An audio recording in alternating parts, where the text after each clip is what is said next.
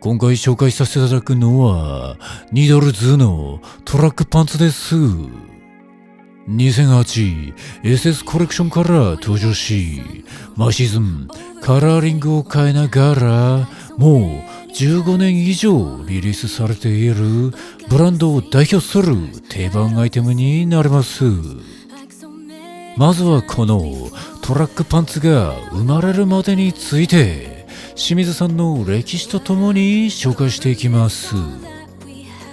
デザイナーの清水さんとトラックパンツの出会いは中学生の頃、体育の授業で着せられたジャージでした。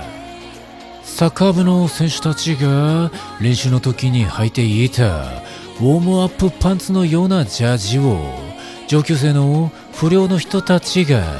腰履きでルーズに履く姿に憧れを持ちます。ここではむしろメンズクラブに夢中になってアイビーに浸かり、スター・ウォーズで大ブレイクする前のジョージ・ルーカス監督が手掛けた映画アメリカン・グラフィティに出会い、50s や 60s のファッションを意識し始めます。そして自身のファッション感を根底から揺さぶった一冊というメイドイン USA カタログと出会い、アメリカへの憧れが加速。様々な古着屋を巡っては洋服の情報をかき集める日々を送ります。そんな清水さんが高校を卒業し東京に出てきた頃、ちょうどジョン・マッケンローやビョルンボルグといったテニス選手が注目を集めており、彼らが着用するフィラやセルジオ・タッキーニのウォームアップジャケットがポパイなどで紹介されるようになります。同時期にアディダスから ATP という世界プロテニス協会のトレーニングウェアが登場したことで、再度トラックスーツやトラックパンツをファッションアイテムとして強く意識するようになります。ちなみにこのアディダスの ATP は後にニドルズのトラックスーツを作るにあたってデザインのベースにした一つのアイテムとも言われております。そして清水さんは文化服装学院を卒業した後、ナムスビのオープニングスタッフを経て、後に伝説的なアメリカンクロージングセレクトショップとなるレッドウッドを立ち上げます。レッドウッド時代にはアメリカのスポーツウェアをいち早くファッションとして提案していきますが、その当時に見たアメリカ映画の中に家でアディダスのネイビーのトラックパンツと T シャツを着ていた父親がその上にテーラードジャケットを羽織って子供の野球の試合の応援に行くシーンがあり、それが鮮明に記憶に残っていたと言います。まさに今ニドルズのトラックパンツを履きこなす方々のようなスタイルですが、いつかそういうものを作れたらという思いを持って清水さんは1987年にレッドウッドから独立、翌88年にネペンテスを立ち上げ、1995年にニドルズをスタートします。そして10年近く経ったある日、バークレーの古着屋で子供用トラックスーツと出会いピンときます。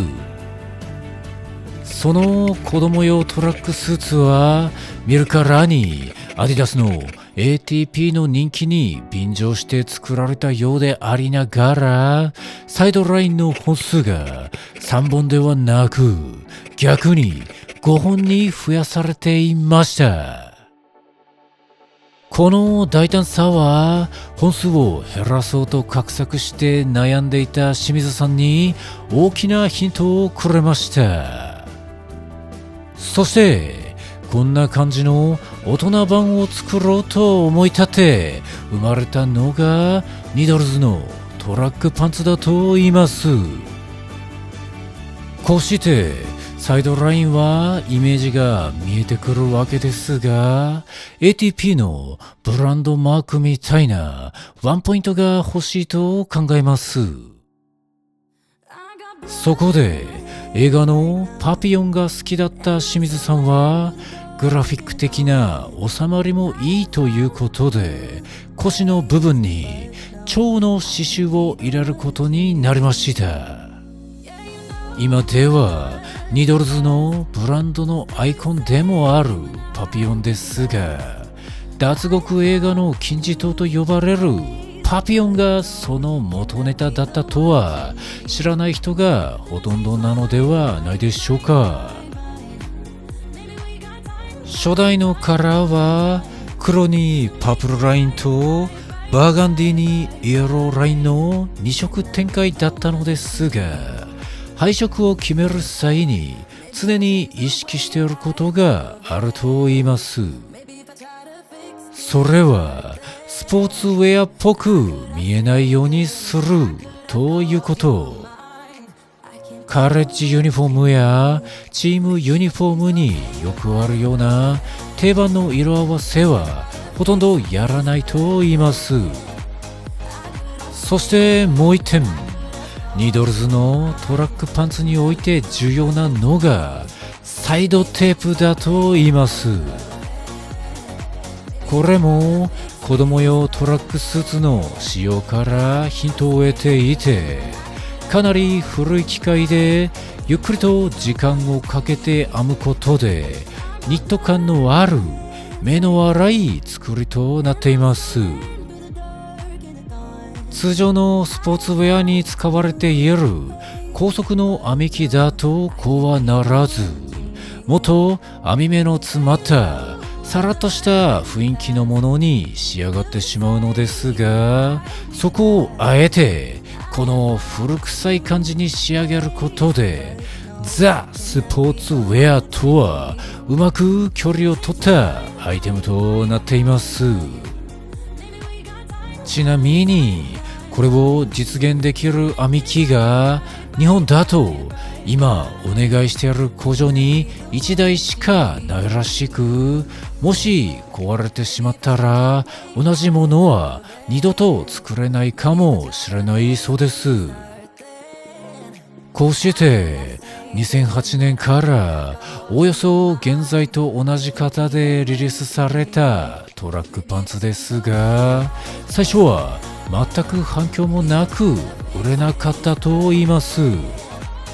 それでも継続して作ったのは何より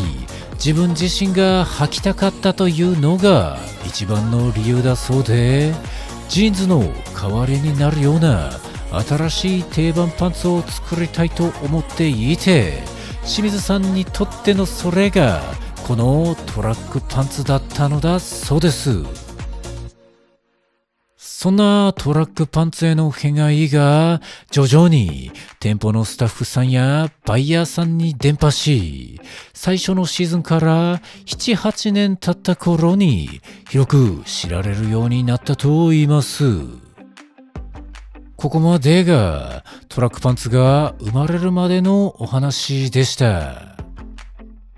自分はこちらの紫色のナロー1本しか持っておりませんが、ここからは学生の頃から今まで10年近く実際に着用してみての感想になります。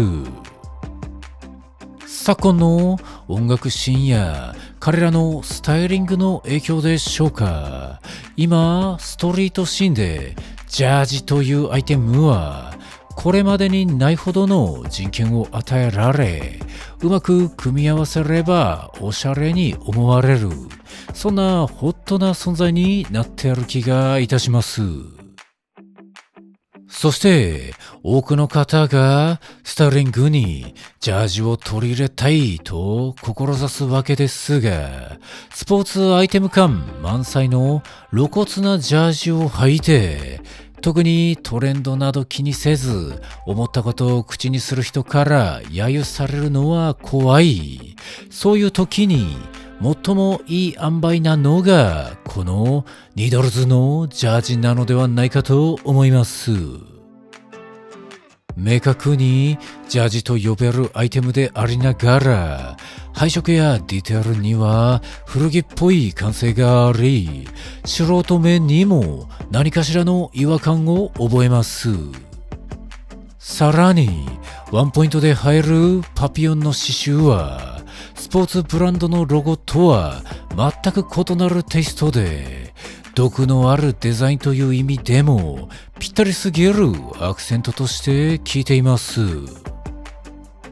そんな普通ではないジャージである一方で、その他いろいろなブランドから様々にリリースされている狙ったジャージ的なものと比較すると、今度は逆に群を抜いてオーソドックスなアイテムに感じられます。このバランス感が人気の理由ではないかと。様々なファッションを網羅した上で、実際にアメリカのスポーツウェアをストリートシーンに提案してきた清水さんが、これはとひらめいてジーンズの代わりになる一本として十数年提案し続けているアイテムを侮ってはいけません。そんなところでニドルズのトラックパンツの紹介でした。ご視聴くださり誠にありがとうございました。